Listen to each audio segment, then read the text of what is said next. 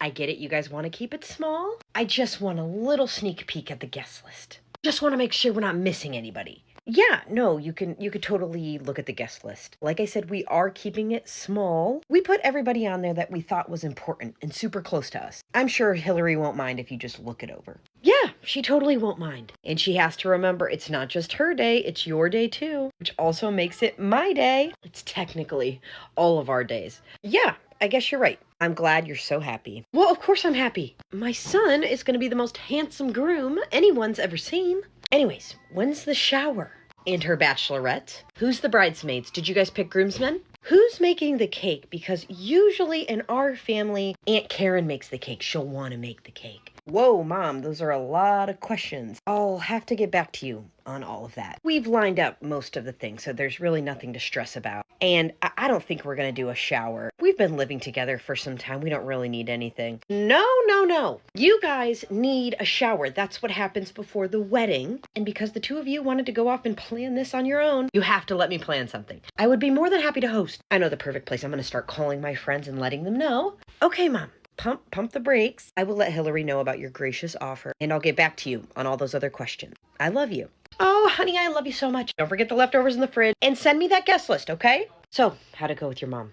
Surprisingly well. She's super excited for us. She had no problem with the wedding being so quick. Thank God. I was really worried that your mom was going to want to, take over. I'm glad she was just happy with the plan. Yeah, she's definitely happy with our plan. She did have a few questions. Well, what kind of questions? It's pretty straightforward. The wedding's on August 10th at my grandma's place. Nothing crazy. Yeah, I told her that. She just had follow-up questions. Like what? Well, she wants to look at the guest list just to make sure we didn't miss anything. You told her no, right? Because the guest list is final. My grandma said 60 people max, and I thought we were good with that count. You said you were good with that. Well, I said there's no harm in her looking at it. I mean, really, Hillary, what's it gonna cause? Ian, you did not. We decided that was the guest list. That was final. We were just gonna tell our parents what was going on and go forward with our plan. Please tell me you're lying. Honey, it's not that big of a deal. There's no harm in that. We won't let her add anybody on, okay? She also wants to make sure that my Aunt Karen can make the wedding cake. And she wants to host the shower. Ian, what the hell? It's like the conversation me and you had went in one ear and out the other. We aren't having a shower. And my grandma's making the cake. That was her one caveat, that she gets to make the cake and the desserts. An old family recipe. Well, we'll just have 2 cakes. What are you supposed to do if your wedding parties are not even? How are they supposed to enter and stand for the wedding ceremony? Welcome to my series of wedding education, where I teach you things you might need for your wedding. And that is today's topic. A lot of people end up in this predicament where one party has more people than the other, and they are very concerned that it is going to impact their day so greatly. And I'm here to remind you that it really doesn't matter how many people are standing on each side, as long as they are supportive and meaningful in your life. There could be 2 on one side and 10 on the other, and it's all gonna work itself out. I'm gonna show you 4 different options that are really popular. I'm using my kids' craft book to help visualize this for you. For these examples, I'm going to do 4 groomsmen and 7 bridesmaids. Option number 1, and what I typically recommend first. A heart is going to be where the couple is standing. These black lines are the chairs. Blue for the boys, pink for the girl. First, you would have all of the groomsmen enter from the side and get in line, and then the girls would enter one at a time down the aisle and then line up on this side. My second option would be to sprinkle every other single walking down the aisle. Girl, boy, girl, boy, girl, boy, girl, boy, girl, girl, girl, and then they line up on each side. My next recommendation would be to line up in pairs. Pair 1, pair 2, pair 3, pair 4, then have a pair of just 2 girls, and then 1 singular girl walking last by herself. My last recommendation would be to have all the boys walk single by themselves and then enter to their side, and then the girls pair up. Pair, pair, pair, and then 1 girl by herself. And if you don't want them to stand up, all the girls on one side and all the boys on the other side, you could do every other. So your maid of honor and your best man would be there, sprinkled every other, and then sprinkled every other on this side with 2 girls on each end. There is no right or wrong way. All of these could work for you. Okay, we all know that oysters are having their moment in the wedding industry. Beautiful coastal themed events, oyster place card, oyster favors. Even at cocktail hour, people walking around shucking oysters, oyster bars. They are truly having their moment. I think since 2024, they've been having their moment. But I scrolled upon this the other day, and I love this. They made the oysters cake pops. These little oysters are cake pops. I'm sorry, but this is so cute to me. And I think if you're doing a coastal themed event, maybe you actually do not eat oysters, but you want to incorporate oysters in a very cute way, this is a fantastic option.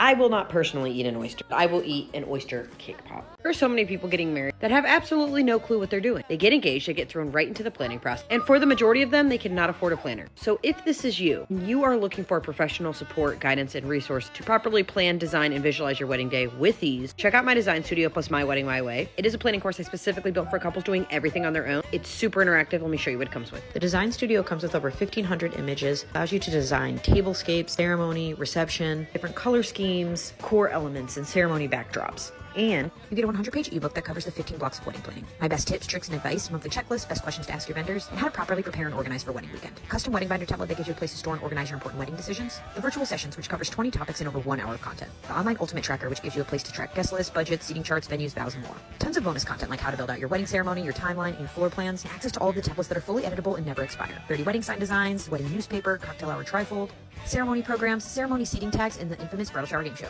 It's not about the cakes, Ian. It's the fact that me and you made a decision together, and then now your mom is changing that decision. She's just excited for us, that's all, honey. I don't really think it's anything to be upset over. I have every right to be upset over this. If you didn't want the small wedding at my grandma's, then why didn't you just say that? Now, your mom is getting herself involved. Or you could grow a pair and tell her, no. Honey, I'm sorry, my intention wasn't to get my mom involved. I told her the plan and she just wants to look at the guest list and have somebody make a cake. It's truly harmless, I swear. Okay, whatever, I give up. Anyways, my mom's calling. Hello, Mother. What do you need? I figured I wouldn't be hearing from you for a while. Well, honey, I just got off the phone with Sue and she told me that she's hosting your bridal shower. So first you leave me out of planning the wedding and then you leave me out of planning a bridal shower. Can you see why I'm upset? Mom, I didn't tell Sue she could host me a bridal shower. She misinterpreted the information that came out of Ian's mouth and assumed she was hosting the bridal shower. Well, if she's hosting the bridal shower, Grammy's hosting the wedding, then let me have all the girls over for getting ready. Please, it's the least I can do. I can't be the only one not contributing to this wedding. Fine. You know what? Fine. You can have the girls over the night before the wedding and we'll get ready at the house. Does that make you happy? Yes, that makes me very happy. Okay, great. I'm glad you got something you wanted. Have a nice day. Honey, I'm sorry. No, I do not want to talk to you right now. I don't care what anybody says. The easiest way to save money on your wedding is by cutting down the guest list. That's it. It's simple. Be more selective with your guest list and you can save money. And I want to show you what I mean by that. How much money you could save if you cut out, let's say, 10 people from your wedding. And I want to use 10 people because 10 people can sit at a table, meaning you could delete a whole table. Standard table rental, $30. A linen for the table plus napkins per each guest, $40. Let's say you had to rent chairs. That's $7 per chair, $70. Let's say you have a centerpiece, some candles, table number on the table. Let's say $125. Stationery, meaning your invitation. Maybe you had a printed menu. Maybe you had a ceremony program. Maybe you have escort card, $10 per person. I'm using an average of $125 per person for food and beverage. Sometimes it's higher, sometimes it's lower. If you're renting glassware, china, chargers, anything like that, $10 per person. And if you're doing favors or any extra enhancement, let's add in another $5 per person. That comes out to about $175 per guest. So if you're way over budget, evaluate your guest list. I'm telling you. Hey, honey, can I talk to you? I've been sitting out here for like an hour and you haven't come out. Yeah, I haven't come out because I'm annoyed at everything. I'm annoyed at my mom, I'm annoyed at your mom, and I'm specifically mad at you for not sticking with the plan. It really wasn't hard, Ian. I know, I'm so sorry. I should have put my foot down with my mom. You know how she is. She loves to celebrate me. Yes, I know she really loves to celebrate you and everything about you. I get that. It's just my mom doesn't really celebrate me that much. She's definitely not celebrating this wedding. But now all of a sudden she wants to because she feels left out. But there's nothing to feel left out about. Well, now there is because your mom is hosting us a shower when you could have just told her no. Okay, this is on me. We'll let my mom throw a little shower and the wedding's going to be great. We'll stick with the plan. Imagine how happy everyone's going to be when we tell them about the baby. Yes, everyone is going to be happy. And that's why it's important that we stick to the plan. I only want people there when we announce the pregnancy to be people that love us, that understand our love story, and are not going to be judgmental. Are you getting what I'm laying down here? Yes, I get it. Did someone just open the front door? Yoo-hoo, sorry. I just let myself in with the spare key I made. I wanted to come check on you guys. Ian, I've texted you like 5 times. You didn't respond. I thought you were sending me the guest list. A spare key you made? Lovely. Yes, we have a guest list. Do you just want to look at it? Yes, and I brought my Christmas card list too. We can't miss anybody. You are unsure of when to set your RSVP response date. I'm going to give you a quick tip. Take your wedding date and set your RSVP response date for 6 weeks prior to that. Now, the reason I recommend 6 weeks, you could even do 8 weeks before if you wanted, but the reason I say 6 weeks is because most of your final counts for your venue, for your caterer, any type of rentals, they'll want those 30 days out, 4 weeks before the wedding day. If you wait for the responses to be back until that exact date, you are going to find out that there's going to be a handful of people that did not respond. You have to chase them down, text them, call them, email them to find out if they are attending your wedding or not. If you give the 6-week mark, that gives you 2 weeks of buffer time to get a final answer from everybody, be comfortable, and turn your numbers in.